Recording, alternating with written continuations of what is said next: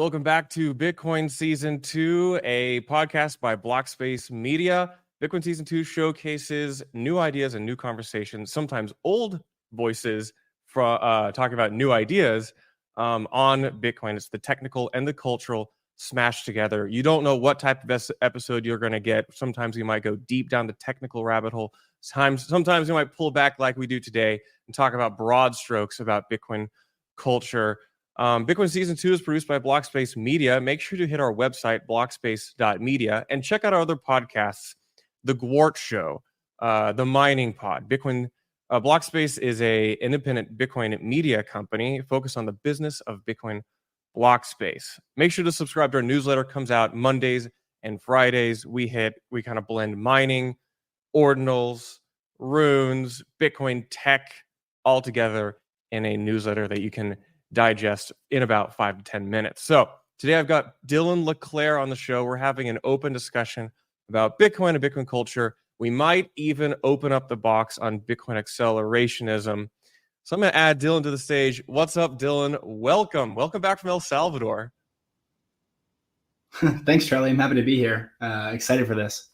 You've been traveling a lot. Like, you've been to El Salvador. We cross paths in Hong Kong. I believe you went to Japan as well. Is this kind of like travel schedule normal for you? Uh-oh. Are you here? Check 1 2. Can you hear me?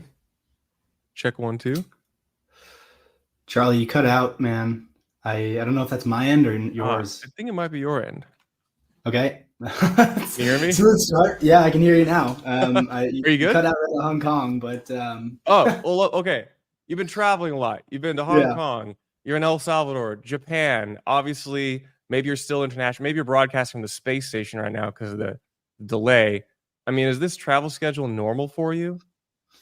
No, not really. I mean, it's fun to pop all over the world and meet cool people and see new places. But no, I'm more of a homebody, so it's interesting to live out of a suitcase. But yeah, back at home on the East Coast. Hong Kong was fun, interesting. I think it was new for me. I'd never been to Asia, but also new on the sense of the Asian culture around Bitcoin and crypto. There's the ideological crusade of Bitcoin maximalism is a lot.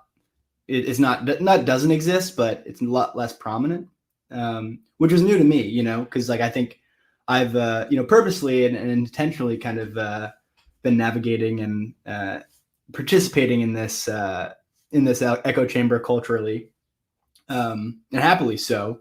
But over there, I kind of got the feel and just I told explicitly, no, that doesn't really exist here. We're just we're trying to make money. We're trying to make Bitcoin. So it was interesting. I followed up the Hong Kong the Bitcoin Asia trip, and I went to Tokyo. And that was I had originally actually just planned a brief excursion after the Bitcoin Asia event, but ended up getting a small, a gig over there with Metaplanet. So kind of was less fun and more kind of battering down the hatches and doing some work over there. But we had a meetup, and the meetup was like 10, 15 people. Bitcoin meetup, mempool.space put it together, and they joked. They were like, here are the 15 Bitcoin maximalists in Tokyo. So it was a funny moment, but it was like, okay, I got it. This is more of a Western thing. So interesting. Yeah, it certainly, I reflect that back. I mean, it certainly felt like a vibe shift. The Bitcoin culture that I knew felt a little bit foreign and out of place in Hong Kong. And it's kind of crazy because if you look at on-chain, that's where the majority of the fees and user activity is happening in Asian denominated markets, where they might not know the famous voices in conventional Bitcoin discourse. I guess maybe just to ask a general question. So you're the colloquially called Japanese Michael Saylor. What does that mean? Do you is your main job coming up with new catchphrases, or what does that actually look like? Okay, well, the model that Metaplanet's putting together, essentially, it came together for the following reasons. So public Japanese company, former big player in the commercial real estate market, still involved, but following COVID, significantly reduced its holdings, sold off a majority of its portfolio, a super majority of its portfolio, to another Japanese public company, cleared off all its debt, and basically spent the last 12 months looking for a pivot. And so the logic is there's no Bitcoin proxies in Japan in the equities markets. There's no ETF, there's no MicroStrategy, there's no Bitcoin miners, there's no Coinbase, there's no Galaxy, there's nothing. And so, the thinking is, we're going to do everything that MicroStrategy has implemented over in Tokyo. And so, it's not like a conglomerate business. But the thinking is, so we open sourced kind of a white paper on the logic, basically the macro environment, the yen, the things I just mentioned, and then also the tax regime in particular is a bit hostile in Japan. Formerly, corporates had to tax on realized gains in Bitcoin, crypto, or just anything that appreciated in yen terms. Now, if you qualify if you hold your Bitcoin with a qualified custodian and say it's a long-term holding, there's no unrealized tax. But for individuals, the crypto tax is ordinary income, so it's up to 55%. But for listed securities, it's only 20%, around there. And then there's most everybody has a tax advantage brokerage account. So there's the thinking that, this is, while obviously you can't the sovereignty of Bitcoin and cold storage can't be trumped. It never will.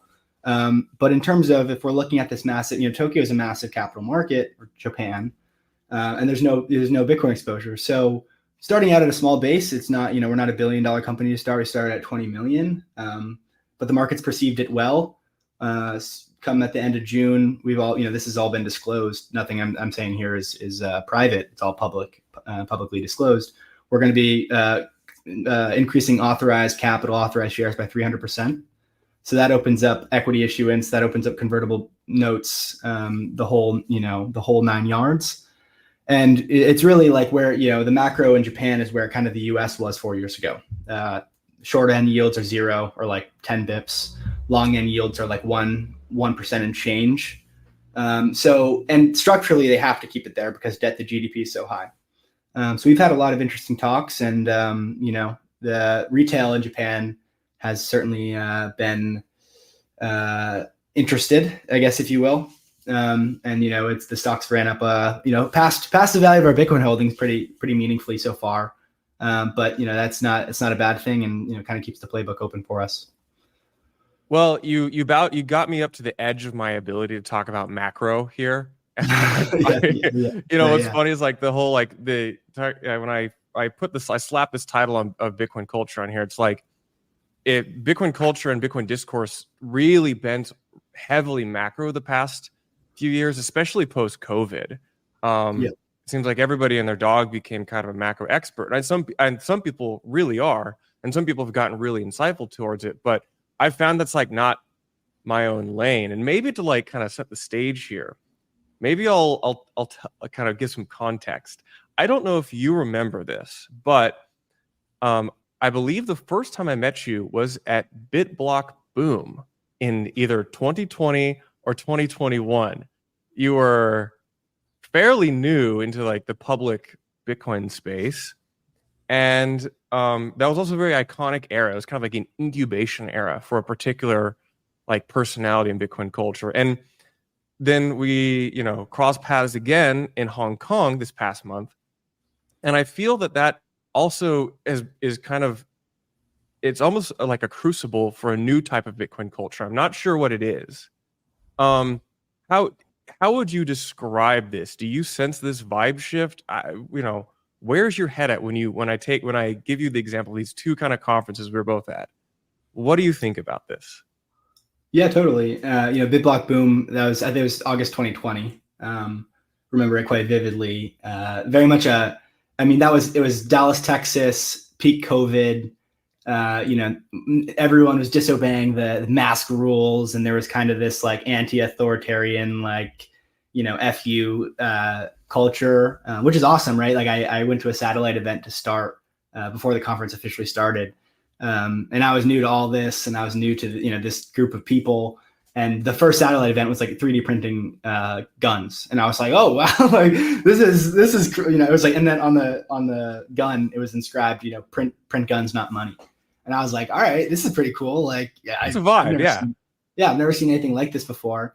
And I really, that the message resonates with me, particularly like, the sovereignty of the individual and, kind of the coming to understand Bitcoin not through first like a cypherpunk lens or a technical lens, but through a macro or money lens of, okay, the system is flawed. This is my way out. And I still think that applies, but ultimately not. Like I've talked to probably a few thousand people. I mean, not only digitally, but like in real life. I was, quite annoying in 2019 and 2020, especially as like the Bitcoin guy. And I've turned that back a bit. I've dialed that down. But now people, from the past or present are like, if they have any questions, Dylan, what is this? How do I think of it? And, the kind of the macro lens and the toxic maximalist persona certainly applies to a certain person. And that group is large, but it doesn't apply to everybody. And that's okay, right? That's not everybody wants or is, the abolishing the state isn't appealing, right? And for a certain Bitcoiner, that is like the end goal. Hyper Bitcoinization is literally the, bankrupting the government and, this collapse and this kind of, birth of the sovereign individual. And like, I can fully understand that point of view and honestly align with a lot of it. But that, the medium for that, and also just the type of person that can really grok that sort of thing, is not everybody. It's far from it, actually. And so I think it's great because it's this intolerant minority of people that, and this is like the classic Bitcoin story, like hodlers set the floor, they're the ones in the bear market buying at 15,000 after a 80% drawdown.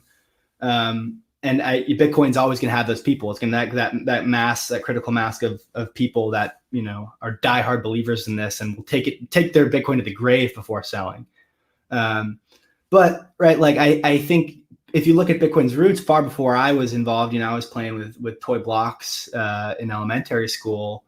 Bitcoin was this speculative thing, right? Satoshi dice, and even like a lot of people will commend, and I agree, I think freedom of marketplace is an amazing tool and should be somewhat the standard, but like the Silk Road, right? People, put this on a pedestal, right? And it's just like buying drugs, right? And so, right, like a lot of this debate the last 12 months has been interesting because on one hand, people will say, well, that JPEG is degenerate and speculative and valueless while championing the buying drugs with Bitcoin. And so, the free market in general, yeah. The utmost, and you can buy most things on eBay, right? It's the things that you can't buy on eBay that the Silk Road was useful for. So look, like I'm a champion of both, and not because I endorse either thing or, any one thing in particular. I think the ultimate value here is freedom money, right? It's permissionless FU money, right? That's game theoretic. So I'm not going to LARP and say that I saw, Casey Rodamore's Ord release and was like, oh, this is, a cultural revitalization, or this is this massive thing. Like I faded it entirely, intellectually, financially, like, I have no problem with that. But I think that it's been very interesting just to watch this sort of kind of emergent culture that has basically been siloed in non-Bitcoin.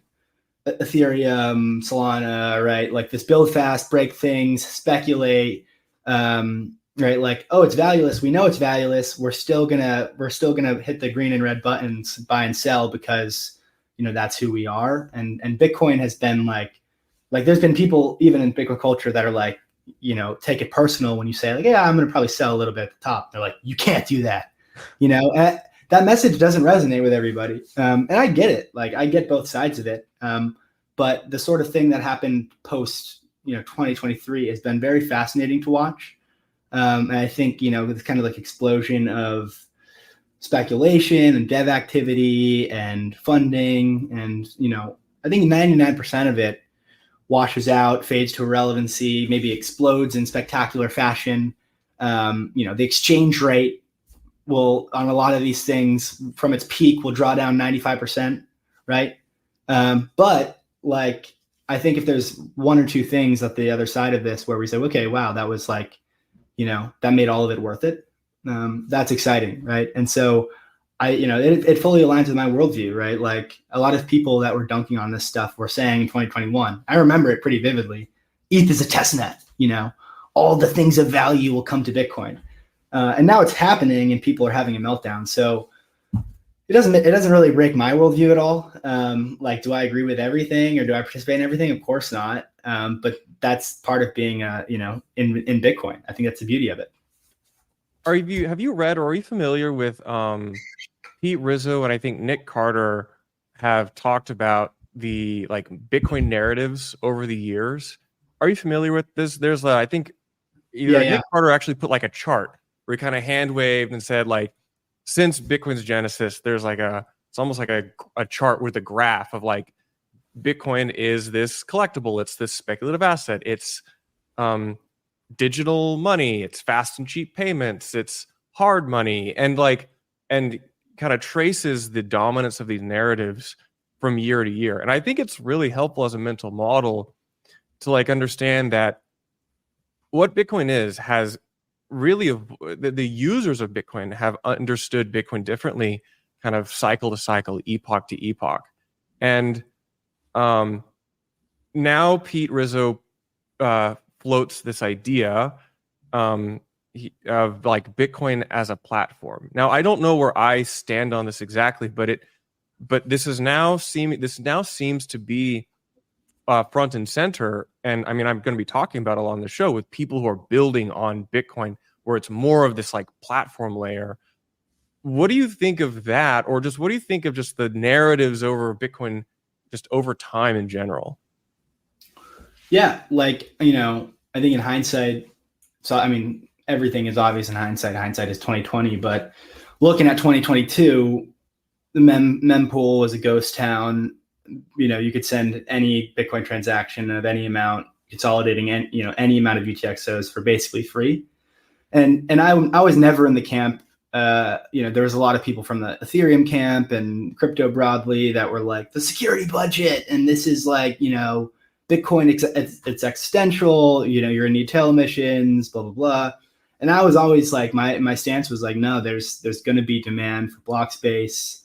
This is like, if Bitcoin is the most decentralized thing, it is the most valuable thing, it's the most liquid, scarce, blah, blah, blah. There's going to be demand to settle on Bitcoin. And so the fact that it's come, the mediums or this has been expressed partially through JPEGs or tokens or, in the future, whether it's side chains or roll-ups or something BitVM like, that all is kind of fit in my mental model of like a settlement chain, right? Like, okay, this JPEG trading stuff, it's like, okay, well, you have a PSBT swap marketplace, basically, right? Like, who am I to say that you can't do it, right?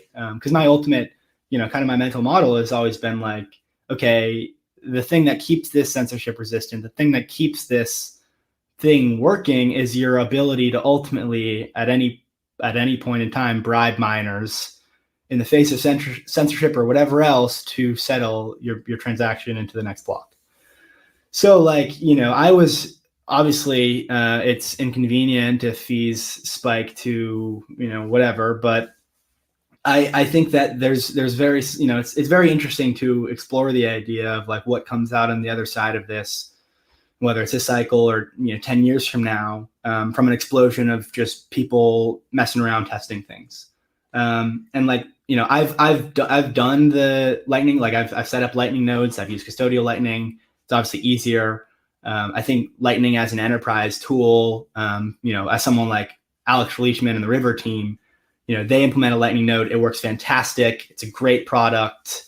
It's as easy as scanning a QR code. I think it's basically going to look from an enterprise level. It's like, in the future, it could be as easy as Apple Pay, just boom, click, biometric, done. You never think about channel liquidity or everything else, but it is obvious that there is market demand for doing everything with Bitcoin. And I'm someone I lived in a little bit of a smaller state previously. In the last bull market, I 99, more than actually 99, 100, 110% of my net worth is in Bitcoin. I'm like more bullish. I want to borrow against my Bitcoin. I don't want to sell it.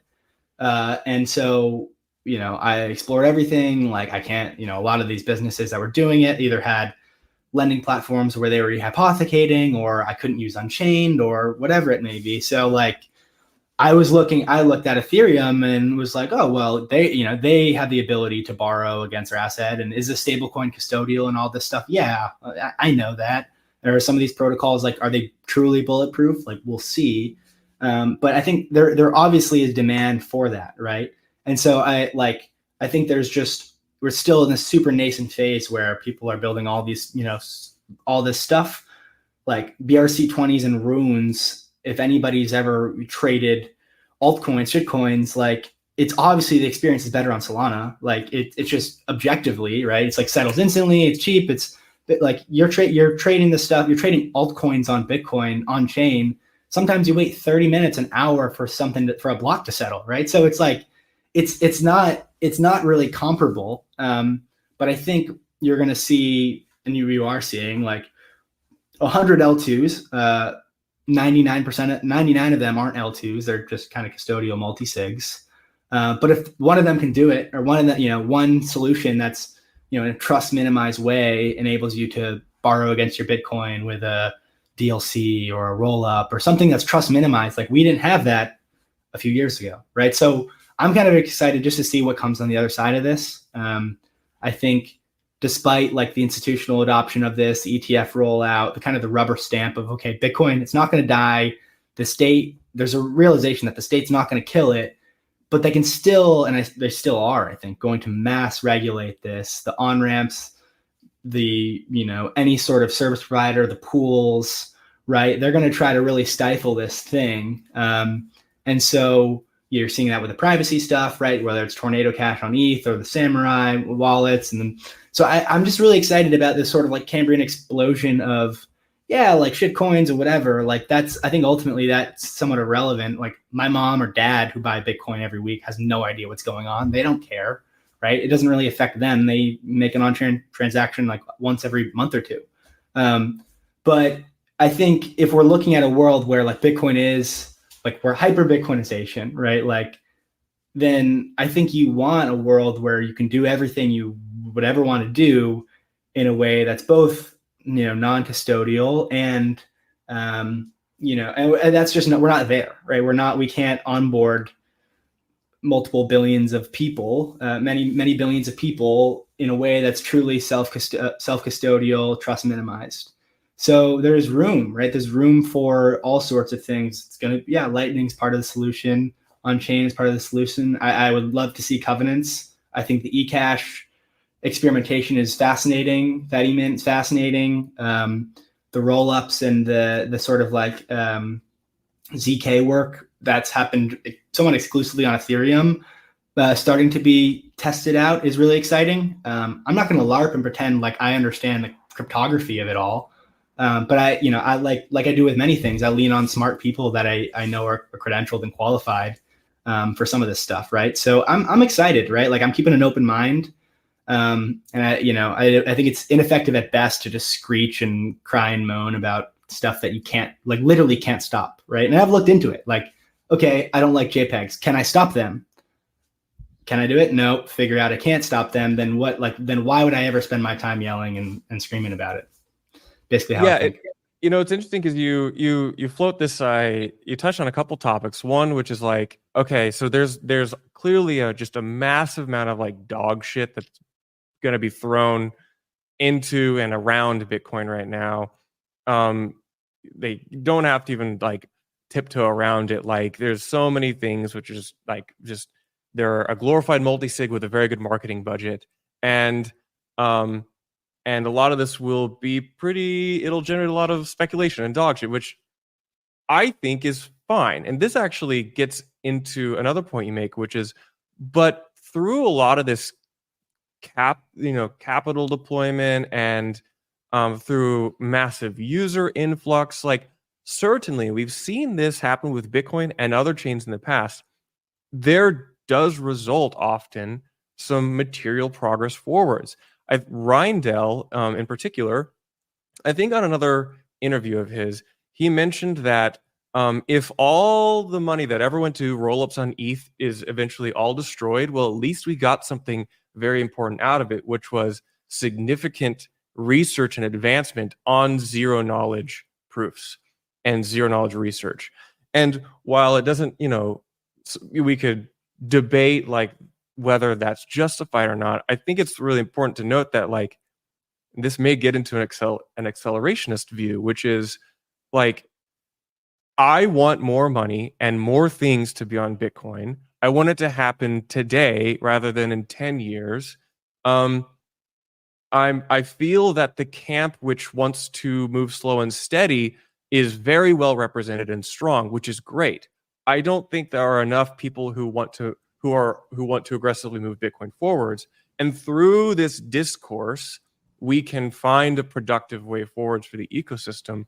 And so this is where I think of myself, and maximalist never really felt right to me years ago. And so I kind of just threw out this term accelerationist because I was like, I don't know what it is. I've been trying to shill Bitcoin to everybody I know for years. And the dominant talking points today don't seem to be effective. How do I communicate this to people? And ordinals are kind of the culmination of a lot of that, but I've been experimenting with framing this network differently for people outside of the hard money anti-state thing. I'm like, I just use different talking points. So maybe we can talk about it. Accelerationism. You talked about it with Peter McCormack. Now I understand like a lot of these kind of talking points and views evolve a lot month to month, and maybe you get better at kind of thinking through it. Maybe that's evolved. How do you put a Twitter post out, I think in January. Yep. How would you continue to explain and characterize what you think of as Bitcoin accelerationism? Yeah, sure. Again, and honestly, I did a pretty bang up job on McCormack. I'm not the most. Yeah, you really did. Well, bang up in a bad way, I think. I didn't. Oh, okay. Look, nobody talked about it since then. I mean, nobody's like had talked about it till then, rather. So. Yeah. Well, look, I see this this effective accelerationist kind of camp, or almost cult, and I don't even say cult in a bad way, derogatory way. This like hyper accelerationist tech group, right? AI, cutting edge, like let's climb the Kardashev scale, and let's get out of here, decels, like stop. No, we need to regulate everything, and like the state needs to approve you to do this, right? Like if I think of the antithesis of what I believe, it's like looking at the EU, right? And like, oh no, here's like 10,000 regulatory agencies. It's like, what a nightmare. And so for me, it's like, yeah, like tech will be a solution to all of this, right? I mean, like I don't think Uncle Ted Kaczynski is he's a smart guy, but I think that doomer view on technology and right, like just looking at the world, right, looking at the Industrial Revolution, looking at technology and its advancements, it's objectively improved the lives of billions of people, has lifted billions of people out of poverty, right? So, and I view energy, honestly, like when someone says, and this is very common, I went to a hyper progressive school just for a year. And it's, there's kind of this distance from reality. A lot of these like upper middle class, rich college kids were saying, oh, energy is bad, and fossil fuels are bad. And I would say to them just over lunch or, while I was hanging out with them, like, no, energy is like energy, and our collective aggregate energy production consumption is a derivative of our standard of living, right? Is like our collective standard of living. And so the fact that we're using more and more energy and the fact that technology is advancing more and more is not, I don't think, a net bad. I think it's a net good. And so I saw this kind of emergent culture coming out of and narrative and, these builders coming out of San Francisco or, like the Silicon Valley area, particularly like, dominant in the AI culture. And it was like, oh my gosh, like Bitcoin is just obviously this missing link, right? One of the things that like deeply orange pilled me was in 2020, I read Jeff Booth's book on it was called The Price of Tomorrow. And it's a Bitcoin book that doesn't mention Bitcoin until like the last page, basically, for me at least, right? And he just goes through, it was just a sweeping book where he goes through and says, like, he goes through the economics of the world and where we are and the debt burdens and how it like literally can never be paid. And then he goes through information technology and basically says, look, Moore's law is, we're doubling our, semiconductor efficiency. We're doubling tech basically every 2 years. So this is exponential, and us mere mortals can't really think in exponential terms. We're thinking and looking at the world on a day-to-day basis in linear terms, right? So these exponential leaps and bounds don't make sense to us. There was this really good analogy or explanation. I forget exactly the detail. I think it was like if you fold the piece of paper like 30 times, it goes from here to the sun or something. And I might have, messed that up, but it was something like mind-blowing, right? Maybe to the moon, but which is a big difference, I guess. But it's really fucking far, yeah. Yeah, like farther than you could ever comprehend, right? And so, that, and then it basically said, so we have these massive debt burdens, we have technology that is giving us more and more for less, right? So, and I saw this because as I was reading this, I was in my freshman year of college, COVID happened, they sent us all home. And so I was on Zoom calls with a boomer professor that couldn't figure out how to use Zoom, that was teaching us curriculum from a 25-year-old textbook, teaching us about like the basic, it was first year, freshman year business, right? So they're teaching us the basics of accounting and a balance sheet, right? And I'm the type of person, if I don't know something, I'm curious, I look it up on the internet. And so I was like, okay, a balance sheet, Investopedia, boom, boom, read it, right? And meanwhile, that was like 2 weeks of lessons or something. So I completely ignored my classes and just started looking everything up and listening to podcasts. And it was like an aha moment that the value of this education is, like, and I wasn't even paying all that much, but the value of this $60,000, $70,000 a year education versus the abundant, basically free information that exists out there had never been more clear. And that was the essence of Jeff's book, right? Is that we have technology that's stripping the cost of everything basically to zero. Not everything, right? There's still physical costs, energy costs, but from an information standpoint, it's all basically free. And there's just kind of these legacy institutions and gatekeepers out there, these walled gardens that will ultimately fail. And so these two forces of this economic system that requires perpetual credit expansion, that requires this, basically inflation of the system forever to keep the wheels greased, to keep this, basically finance Ponzi, the economic system going, versus technology that wants to drive everything, the cost of everything, to zero. And so there's these two forces that like can't actually coexist forever, and it's going to lead to really, really bad outcomes. And so Bitcoin is kind of this, potentially really peaceful solution to this all. And so that was like in 2020, that really orange pilled me. Fast forward to 2022, 23 with this whole AI boom. And I had heard of AI, but hadn't really used it, was blown away by ChatGPT. And just the pace, the breakneck pace of some of this development, whether it's like Midjourney or the now text to video stuff, the deep fakes, I'm like, man, this is going to get really crazy in like not even 6 months, like 5 years. Like what world are we going to live in? And so in that world, right, like in just the amount of GPUs that NVIDIA has printed the last 12 months is unbelievable. In that world, like I don't see how Bitcoin had this absolutely scarce energy money tied to physical energy inputs with a difficulty adjustment doesn't fit, right? And that narrative, I don't think, there wasn't an overlap, right? Like we had this Bitcoiner culture silo and the tech guys were saying nothing about this thing I was so deeply convicted in. And so it was actually it was the guys at Thea talking with Smeet, who are kind of, they're from that Silicon Valley circle. And they were like, look, Bitcoin accelerationism. And so I was like, okay, this makes a ton of sense to me. And I think, well, the Bitcoin maximalist, like, I still have the laser eyes in my profile picture or whatever. I love my laser eyes. I used to have them. I took them off because they were distracting. I couldn't see. Yeah. But like, I still live in that world a bit, but I think increasingly I've become aware and cognizant that when I enter someone else's world, I need to talk their language, right? In the same way that, I go talk to a bond investor, right? And I talk in bond math, right? I talk finance, I talk econ. You go to someone, you're talking to someone in, AI or accelerationism, and Bitcoin fits in that worldview. It's 110% compatible in that worldview.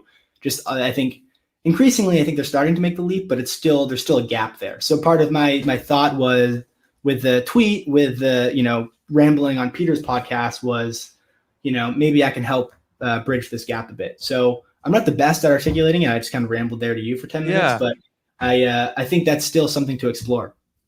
One of the best things for me to ever get better at explaining Bitcoin was to actually start a business in Bitcoin, to have to do deals where my counterparty is not a Bitcoin believer. In fact, my counterparty is often deeply skeptical and does not want to talk about it at all. So going into mining, I have a lot of conventional industry counterparties that I've had to build and get to sign contracts. So just kind of like necessity is the mother of invention. So I invented ways of describing how Bitcoin works to people. Yes, it may be reductionist in some capacity, but also the purpose is to get them through the door and moving in a direction. And another thought is, when you describe, I would probably suggest, you talk about energy and this accelerationist, just the fact that all these resources are going to be deployed into Bitcoin. And it makes me think of a criminally under-referenced piece by Cathedra from Drew and I think AJ on Malthusian and Promethean outlooks on the future, if you're familiar. Where Malthusian is this scarcity mindset, where Promethean is this, I don't know if I would describe it as abundance, but rather not scarcity in the future. Yep. They're great. I like the guys at Cathedra a lot. But yeah, no, I totally agree. And I think a lot of the culturally, not outside of Bitcoin, the broader societal culture, particularly people my age, there's this Malthusian mind virus, right? A lot of the climate change, and it's like just stop oil, right? And it's just it's all this stuff where human flourishing is bad, energy consumption is bad, and I view Bitcoin as this kind of course correction, right? It's just this engineering marvel that nobody can stop, that nobody can put back in the box, and ultimately, and this is where I kind of resolved a lot of the ordinal stuff, the BRC20 stuff, right? It was spammers are clogging the mempool, and I'm thinking every volatile variable spike, right, where of whatever, even if you think it's garbage, which again most of it is, right, this is leading to the physical deployment and build out of physical hardware that's going to be plugged into the grid, into the global energy resources, and start hashing, right? Every spike in fees is a direct economic incentive to deploy more physical hardware and get more hashes in the Bitcoin network, have this more secure, have this, this Kardashev chase at a small scale, right? It's still Bitcoin's, just a little part of the global energy network. But, that's how I view it, right? It's just it's all just kind of this accelerationist view, not only the build out of physical infrastructure and the energy story, but also, right, what's the incentive to build scaling solutions when mempool's clearing at 0 sats per vbyte, right? There is none. And so that's where I was yeah, okay, well, if not now, then when, right? And I understand the variability and volatility of the mempool is tough for operators and businesses and whatever.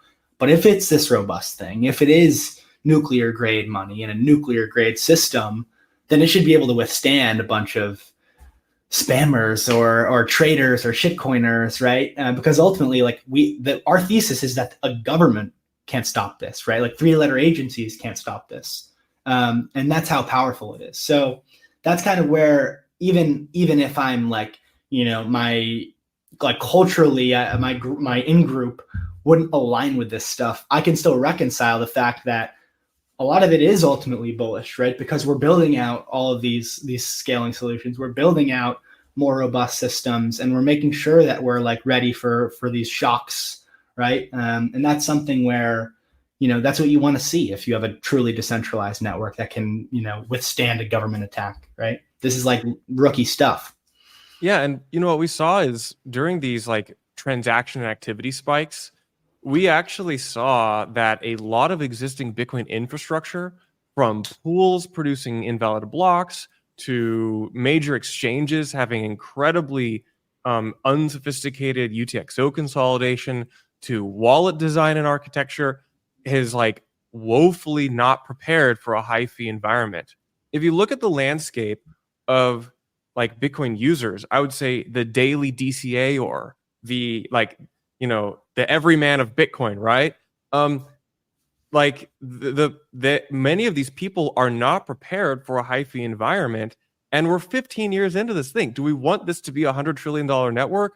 Well, then we better have $100 trillion worth of development capacity and like developer attention to building things in this ecosystem. Because like I won't name names, but like I've been trying to use some wallets in unconventional ways, and I'm like amazed. I was like, I thought this shit was like had been people have been working on this for like a decade. Like this breaks under some like very simple, you know, edge case scenarios. So like and what we're also seeing is that this influx of new users they come from a non-technical background, but they end up becoming technical.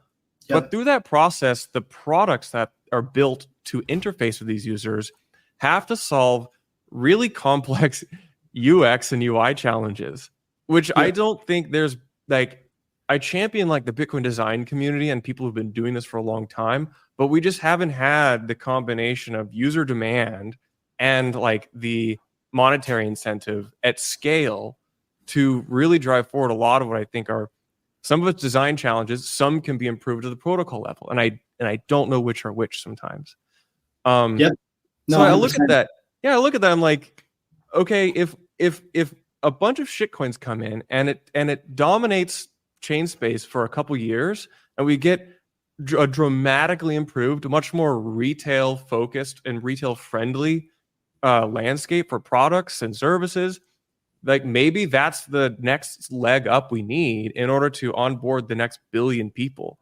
Because I just don't believe that people really want to DCA every 1 week. For some reason, that's just not a carrot for people. You know, we propose this future where Bitcoin is this like lifeline, and in such a case, it can go from being something off in the corner to being the absolute front and center of all of discourse overnight. And we need to build as if like that is a present reality that could happen any day now. So I look at that, I'm like, do shitcoins get us there? I mean, what's the worst thing that could happen then? So miners get paid more. So yeah, I'm rambling a bit, but I one other kind of just general question on the throwback at you, and this is going to be a curveball, and you might be kind of off kilter here, but are you familiar with the origination of the term accelerationism at all? Was it like, no, I inform me. I think I might. Okay, so I don't want to throw it on that. Yeah, no, it's interesting because that's kind of where I got it. Came from a book in 2010 or so, which coined the term. But that book references, weirdly enough, French leftist metaphysics and basically anti-capitalist philosophers from the 40s and 50s. And what's interesting is that these thinkers, Deleuze and Guattari, they propose some interesting metaphysics ideas, which I think map really interestingly onto Bitcoin. They describe this like almost like decentralized corpus, which has different components to it, which like act independently, but all are unified in some capacity. And I look at a lot of these kind of fringe ideas over the years, which have kind of intertwined into kind of this more modern metaphysics and more modern philosophy landscape we find ourselves in. I'm like, wow, it seems that people have been talking about Bitcoin for much longer than Bitcoin's been around, even predating cryptographers. You have Henry Ford positing an energy money. And I look at that, and I look at human history, and I say, I feel so lucky that it's like you get to live at the dawn of the internet, and previously we've not been able to, as individuals, participate in actually the financial upside to the internet. You had to live in Silicon Valley and be a developer. Now you can be a normal person anywhere in the world and know that this is a big deal and participate and directly profit to the upside, as well as see the landscape of global human commerce, money, and society change. So I look at that, and one of the other kind of components to accelerationism, and there's many forms of accelerationism on all sides of the political spectrum, and many of them are very bad and scary. But a common thread is that the transition to this future, and in our case, it's hyper-Bitcoinization. The transition to the future is probably not smooth, and it probably involves a lot of pain. I mean, think about like the pain and capital destruction that happens if Bitcoin replaces certain world monies. And so the accelerationists would say it is better that period and that pain is minimized. So we want to get to that point sooner rather than later. So, I'm just kind of throwing some different dimensions from which to consider this concept of accelerationism. But I do want to wrap this up. I got to put on my soapbox. Love it. I got to put on my soapbox. Who are some of your favorite voices in Bitcoin right now? And a lot of people look to you for things to think about. But who do you really like? And they can be some of the pantheon of Bitcoin, but they could also be unknown names. Who are some of the people you really are interested in and think are sharp and insightful? Yeah, it's a great question. Well, I would say I live in that sort of macro world. A lot of my roles are involved with that. So, the Lynn Aldens and Prestons and of the world, of course, and even the more not even Bitcoin people but Luke Groman, I've learned a lot from. But in more Bitcoin, especially applying to this, I've got to say, and kind of to your point on the shitcoins and the ordinals and whatnot, I was really actually blown away and had pivoted a lot of my views on some of this from being a net bad to being, this is very interesting, when I saw with more eagerness and enthusiasm than I had really ever seen in mass, a lot of these shitcoin people literally figure out how to run a Bitcoin node and cold storage and in the trenches in the early days before there was even kind of ordinals exchanges, right? And they're running Ord and they're doing all this stuff, and I was like, wow, these people are pretty hardcore, right? And even just the software stack that's been built out on all of this, right? It's gambling and speculation with the runes and these wallets and these kind of the MetaMask of Bitcoin with Xverse and all this stuff. Even if you think it's all stupid, these sort of desktop wallets, these UI, UX, it's really smooth, right? The authorization, the whole experience. And so from an accelerationist standpoint, I think that's all a positive. But to your point on who do I look at, I think, people like Ryan Dell and, as ever polarizing, right? Eric and Udi, I follow them, not because I agree with everything they say, far from it, but just from the technical standpoint, that's not my world, right? So I keep an open mind to all the tech, right? I wasn't looking at opcodes a year ago, but now I'm having to, okay, what's the trade-offs with CTV? What's the trade-offs with Opcat? Am I going to be contributing to Bitcoin Core GitHub repo? No, probably not. But so I think it's a multi, I guess I don't really have too many people I think of right away when you say, who do you look up to in Bitcoin? But I try to go across the spectrum, right? Macro all the way to the other side of technical. Even someone like Alex B, who's at Bitcoin Magazine, who's covering all the eCash developments and L2s, right?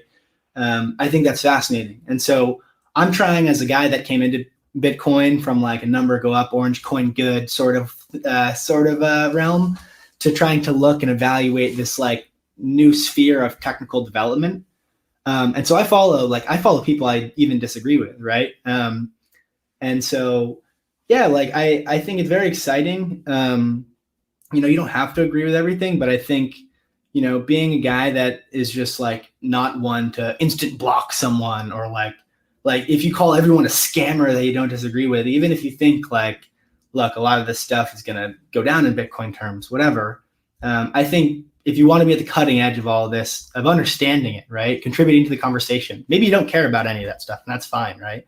Like I actually really appreciate the people that have a burner Twitter, never say anything, stack, just DCA, sit, right? But for the people that have like kind of been at the heart of the cultural discussion and want to maintain that status, then I think that this explosion of development and speculation, right, is going to throw a lot of curveballs your way. Ordinals was distinctly a curveball that no one saw coming in 22. And so I think there's going to be more of that, right? And where we are in a few years is going to be a result of like this, 1,000 developers that weren't developing on Bitcoin coming, trying stuff out, not working, it working, and so like I think that's an exciting place, right? It really turned on me. It really pivoted my view when I saw people saying that the result of Ethereum or Bitcoin Cash or Bitcoin SV or whatever the developers coming in, instead coming to Bitcoin, buying Bitcoin, writing Bitcoin script and paying Bitcoin fees were bad for Bitcoin. And it was just that's not really, that doesn't fit my worldview, right? I don't think any of that's bad for Bitcoin. I think from an accelerationist standpoint, that's all a net good. So I know we're a little bit over time, but I don't have people directly that I think are like, I don't idolize anybody, but I think there's people across a wide spectrum that I think all contribute in a unique way to the conversation. And, I don't really have one original thing that I champion. I like kind of just borrow ideas from everybody I view and deem as smart. So you and me both. I like to say like I'm not usually the progenitor of the original thought, but I dial into the people who are, and I try to take that and synthesize it into I try to communicate it better than they do.